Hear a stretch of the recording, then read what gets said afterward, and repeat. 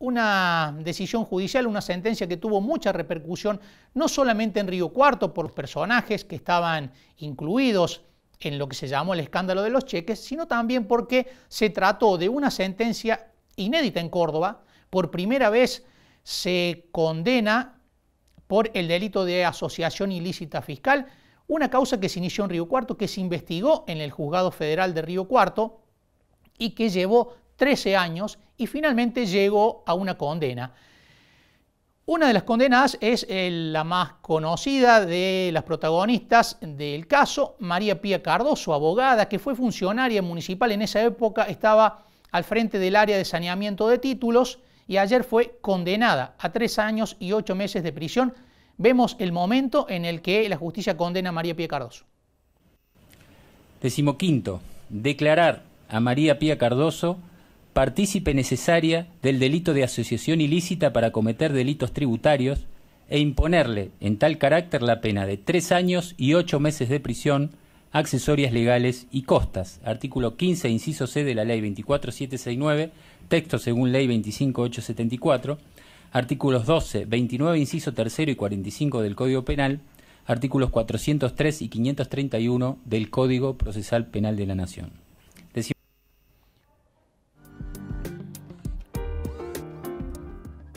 Ahí estaba, ¿no? La sentencia, la lectura de la sentencia. Ayer veíamos en un cuadro al lado, en un rinconcito, María Pía Cardoso que estaba siguiendo la sentencia por videoconferencia, ¿no? 3 años y 8 meses de prisión implican prisión efectiva. Es uno de los condenados que tuvo una pena de prisión efectiva. Recordemos que a partir de los 3 años es prisión efectiva, pero hasta ahora no volvió a la cárcel. Recordemos que estuvo un tiempo presa María Pía Cardoso en el 2008 cuando se inició la causa, después fue liberada y ahora falta todavía que la sentencia quede firme o que no se recurra desde la parte de los defensores. Vamos a hablar de este tema con el fiscal auxiliar Facundo Trota, que tuvo una participación muy importante en el caso. ¿Cómo le va, Facundo? Muy buen mediodía. ¿Qué tal? Buen mediodía para ustedes. ¿Cómo andan? Muy bien. Fiscal, bueno, una causa que en Río Cuarto tuvo mucha repercusión, pero que es importante a nivel provincial y nacional por lo atípico, ¿no? Hay pocas condenas por asociación ilícita fiscal. Sí, como bien lo has destacado, no solamente es inédito en la justicia federal de la provincia de Córdoba, sino a nivel nacional. Nosotros, en el ámbito del Ministerio Público Fiscal de la Nación, tenemos una unidad que se llama PROCELAC, que es justamente una unidad de asistencia a todos los fiscales del país en delitos vinculados a, digamos, la criminalidad económica.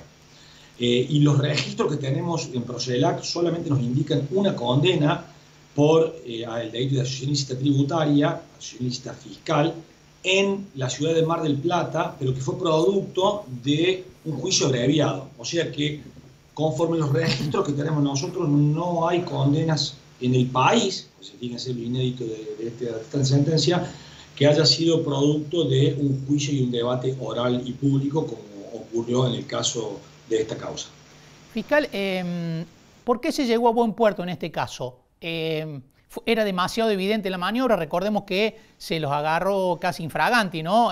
Con un cambio de cheques ahí en el banco francés que terminó en escándalo, por eso se conoció en Río Cuarto como el escándalo de los cheques. ¿A qué se debió que se llegara bien? ¿Fue la investigación? ¿Fue la colaboración de la AFIP? ¿Fue que demasiado grosera la maniobra? Porque no es fácil probar este tipo de delitos, ¿no? Así es, creo que es un poco, lo has dicho, has sintetizado, digamos, un poco parte de lo que has comentado. Por un lado, la tarea investigativa que llevó a cabo la Fiscalía Federal de Río Cuarto y el Juzgado Federal de Río Cuarto, claramente para este tipo de hechos se necesita la colaboración y el aporte, la experiencia y el trabajo y el compromiso de personal de AFIP, que hay que destacarlo, obviamente, tanto en la instrucción como en la etapa de juicio, y luego el cúmulo de material probatorio que permitió arribar a la certeza sobre la existencia de los hechos y la responsabilidad de las personas acusadas en esta causa. Ese primer acto, digamos, de descubrimiento justamente de los cheques es lo que origina una serie de procedimientos donde se comienza a secuestrar documentación, fundamentalmente en el domicilio que vivía la señora María Pía Cardoso, donde se descubre una serie de documentación que permite luego llegar a las empresas de Atilio Mengo. En fin, como bien también manifestaste, son digamos, maniobras complejas que en general los principales acusados tienen asistencia jurídica, asistencia contable, de manera que tratan de recurrir a distintos medios para que la maniobra no sea descubierta. Finalmente, producto de la tarea de investigación y del importante cúmulo de pruebas documental y testimonial, pudimos descubrir, digamos, cuáles fueron los rasgos centrales de esta asociación ilícita, y esto fue lo que permitió arribar a las condenas que tenemos en esta causa. De 12 personas acusadas, 10 personas han sido condenadas por el delito de asociación ilícita tributaria. Fiscal, bueno, recordemos que Atilio Mengo, como jefe de la organización ilícita, tuvo una condena de 7 años de prisión. ¿Qué pasa con todos aquellos que fueron condenados con prisión efectiva? ¿Van a ir presos o todavía faltan instancias judiciales por delante? Sí, como bien lo destacaste, ellos, digamos, las personas acusadas se encontraban en libertad al momento de iniciarse el debate, siempre han estado a derecho. Recordemos que nosotros este juicio lo comenzamos antes de la cuarentena, de manera que era un juicio oral y público, como siempre conocemos, presencial, las partes estaban presentes, el público tenía posibilidad de acceder. Luego tuvimos la situación de pandemia que llevó a que se, digamos, demorara el reinicio del debate, porque tuvimos que suspenderlo, y finalmente terminamos haciendo el debate de una manera mixta, digamos, remoto, los acusados, siguiendo el proceso, digamos, de domicilio o de determinados lugares, como por ejemplo el Juzgado Federal de Río Cuarto, y las partes, digamos, los abogados, los fiscales, las partes querellantes, justamente en el juicio. Estas personas comparecieron excarceladas, de manera que se mantienen en esa condición, tienen posibilidades de las vías recursivas, es decir, hay un recurso que tienen frente a la condena ante la Cámara Federal de Casación Penal, y frente a un fallo adverso en esa Cámara Federal de Casación Penal, tiene la posibilidad del recurso extraordinario ante la Corte Suprema de Justicia de la Nación. En general, los recursos extraordinarios tienen que tener razones, digamos, bien fuertes para que pueda ser habilitado esa vía de instancia, porque es una instancia absolutamente extraordinaria, y frente al rechazo de ese recurso extraordinario, bueno, ya ahí, digamos, ya las instancias solamente queda un recurso de queja, pero en general es ese momento en el que adquiere firmeza la sentencia y a partir de ahí se tiene que hacer efectiva, y como bien lo ha marcado, en 7 de las 10 personas condenadas habiendo sido impuesta la pena por encima de 3 años, de 3 años y 8 meses, se le aplicó tanto a María Pía Cardoso como a Ludueña, bueno, es de cumplimiento efectivo. Fiscal, en esta investigación, ¿se llegó hasta Mengo porque Mengo era el último eslabón, el eslabón más alto, o es hasta donde se pudieron encontrar pruebas y tal vez hubo exportadores o grandes comercializadores de cereales que se beneficiaron con esta operatoria y bueno, no pudieron ser descubiertos?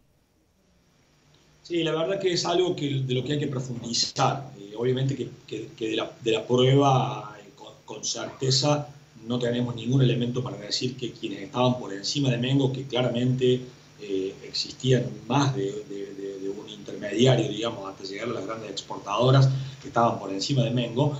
Ocurre que, bueno, justamente esas empresas, esas grandes empresas multinacionales, compran el cereal ya en blanco. Es decir, el tema es determinar si saben ellos, si ellos conocen que cuentan con empresas como Mengo, que se valen justamente de monotributistas o digamos, la creación de empresas falsas para blanquear el cereal adquirido en negro.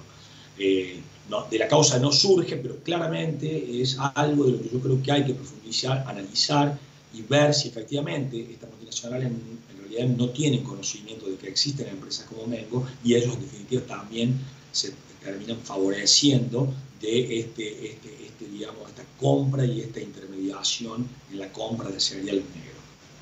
Fiscal Facundo Trota, muchísimas gracias por este contacto con Mensaje Directo.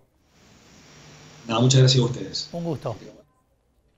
Era el fiscal Facundo Trota, que tuvo una participación importante en el escándalo de los cheques, la causa por el escándalo de los cheques que terminó con condenas, la mayor a Atilio Mengo, empresario de Río Tercero, que recibió 7 años de prisión, y María Pía Cardoso, la más conocida, la abogada riocuartense, con 3 años y 8 meses de prisión. Una investigación que podría seguir, según decía el fiscal Trota, pero a medida que se asciende en la investigación es más complejo llegar a resultados satisfactorios.